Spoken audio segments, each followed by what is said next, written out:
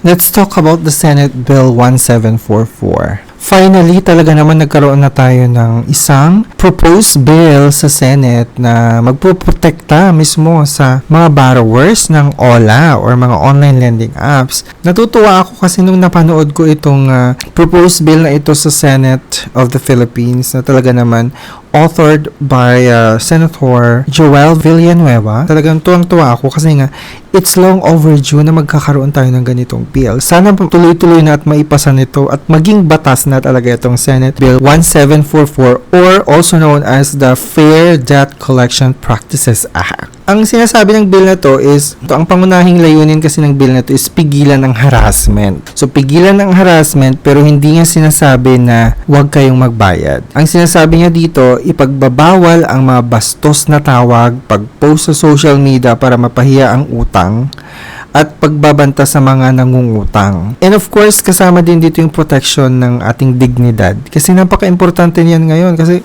as you all know, yung mga abusadong OLA talaga naman, walang humpay, walang habas ang pangharas nila.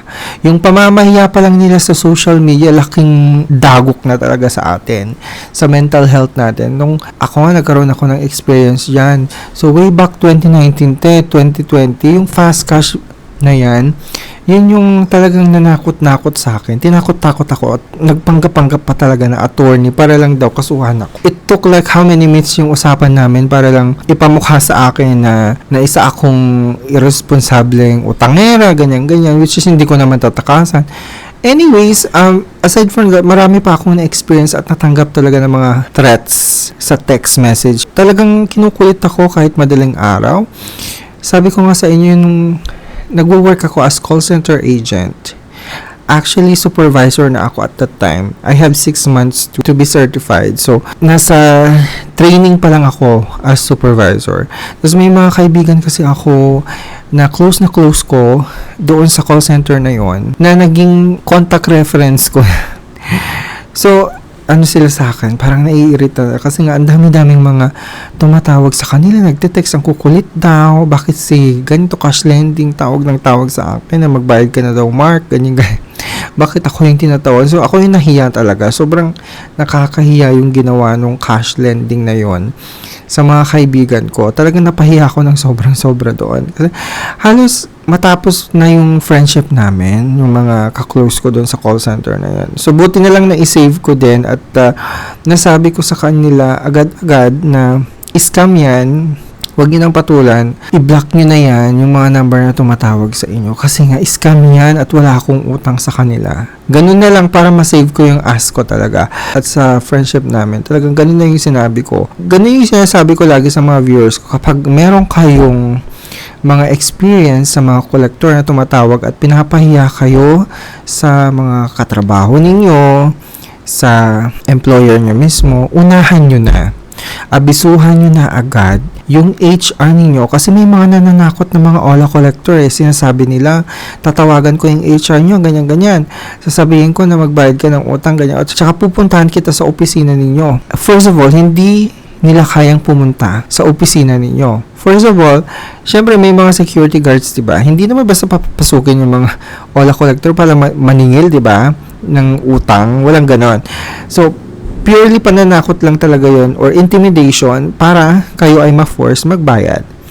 At yung sinasabi nilang magte-text sila, ipapahiya ka sa boss mo, sa mga katrabaho mo. Ang ina-advise ko lagi sa mga naging biktima ng mga abusadong OLA na to is sabihan nyo na agad yung boss mo. Huwag kang mahiya, dapat ikaw ang unang pagkakatiwalaan ng mga katrabaho mo, ng boss mo, ng HR mo. Hindi yung mga OLA collector na naninira sa'yo.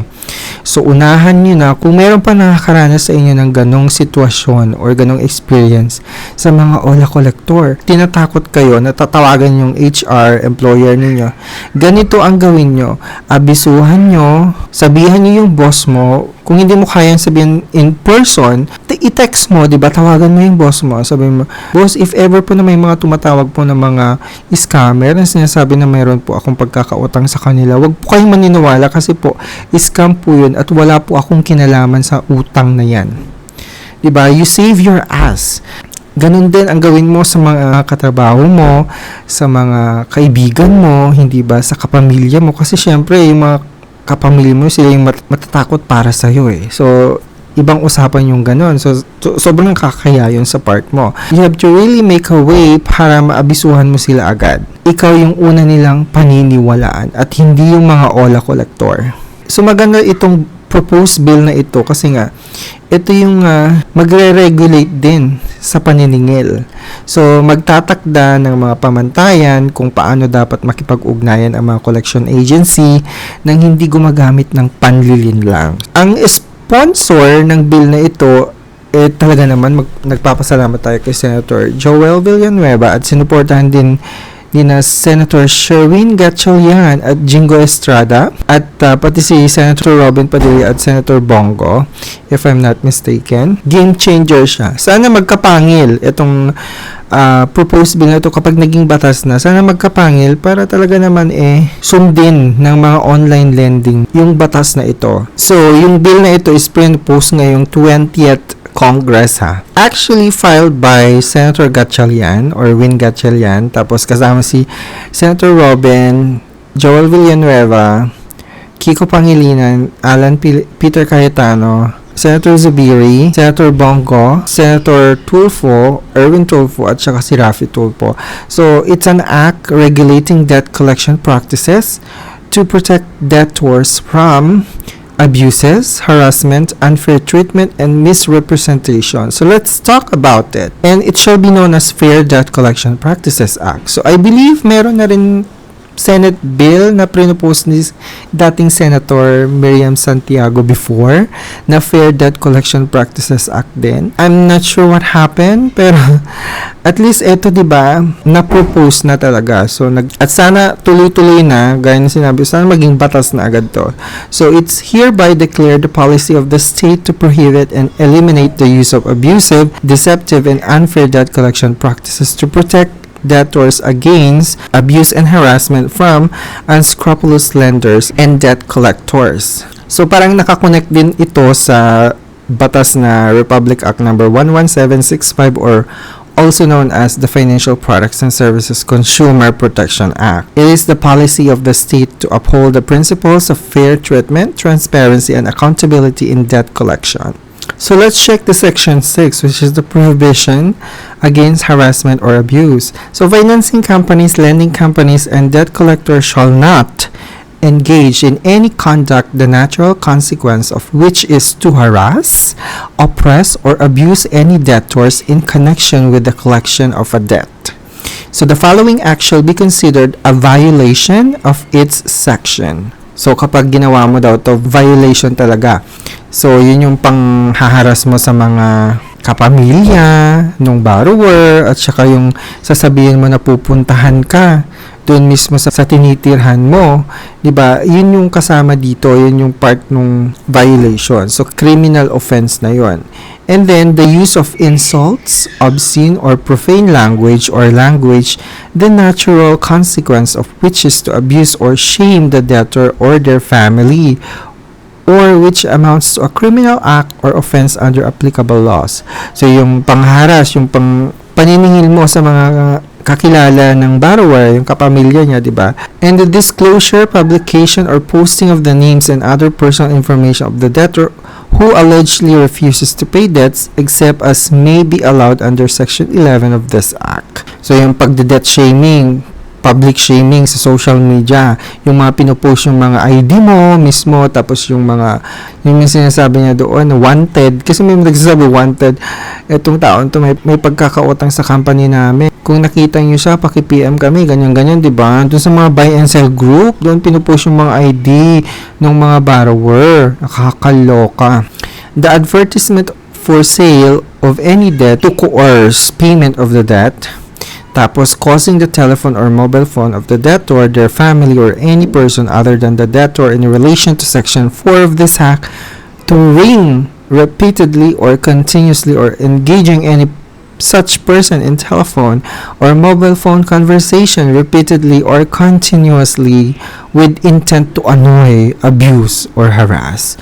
So, yun talagang ilang beses tumatawag sa isang araw. 100 calls? Totoo ba yun? 100 calls? Nakakaloka yan. Making telephone or mobile phone calls without meaningful disclosure of the caller's identity except in instance where such disclosure specifically prohibited under. Nakakaloka. Totoo yan. Yung mga alam mo, yung mga Ola collector before, hindi sila nagpapakilala. So, knowing na ikaw ay isang professional na debt collection agency, dapat magpapakilala ka, hindi ba? Kasi based on my experience, yung mga collection agency na nag-handle sa mga credit card ko, nung meron akong payment arrangement, nagpapakilala sila. Kung anong pangalan, kung anong company or financial institution ang pinagtatrabahuan nila, nagpapakilala sila. Pero itong mga abusadong Ola talaga, hindi. As in, nasaan si Mark? Ganyan. Bungad pa lang, onset pa lang ng call. Sabihin niya sa'yo, kilala mo ba si Mark? Magganyan, kayo na po ba si Mark? Mga ganun yung entrada nila. Hindi man lang sila nagpapakilala, hindi ba? So parang, it's a no-no. Sending text blast or indiscriminate messaging to a debtor phone contact list for the purpose of collecting outstanding loan. So, yun yung nagte-text blast sila, di ba? Bonggang-bongga yung mga pagte-text blast nila. Lahat ng nasa phone book mo, makakatanggap ng ganong reminder. Sobrang nakakabahala at annoying talaga, nakakahiya kung na-receive ng boss mo yun. Diyos ko Lord. So, alam mo yung kapag nakarinig ka ng mga ganong intimidation, nakarinig ka ng ganong mga pangharas, yung mga talagang minumura ka, hindi makain ng aso, yung mga pagmumura nila, wala ka talagang choice kundi pumatol talaga. Ako pa naman pumapatol talaga ako. At the time talagang sumasagot din ako sa kanila, binabato ko ng batas. So, lagi kong sinasabi sa mga naging biktima din ng mga harassment na batuhin nyo ng batas. Kasi once you know you're right, hindi ka magkakamali. Ikaw ang nasa tama at hindi yung mga nanghaharas sa yung mga Ola collector. At kung ikaw ay patuloy pa rin na nakakaranas ng ganitong harassment, meron tayong mga ahensya ng gobyerno na makakatulong sa iyo. Mag-report ka lang sa SEC, sa National Privacy Commission kapag na-violate ang data privacy mo at kinuha yung mga contact numbers na mga nasa phone book mo, that's against your data privacy. You can go directly to the website of NPC or National Privacy Commission to file a complaint. I-screenshot mo lahat kung pwedeng na i-record mo kung meron kang recording ng call conversation ng pangharas ng mga Ola collector na to. Then by all means, i-send mo sa kanila. I-screenshot mo lahat ng mga text messages, lahat ng mga pananakot nila.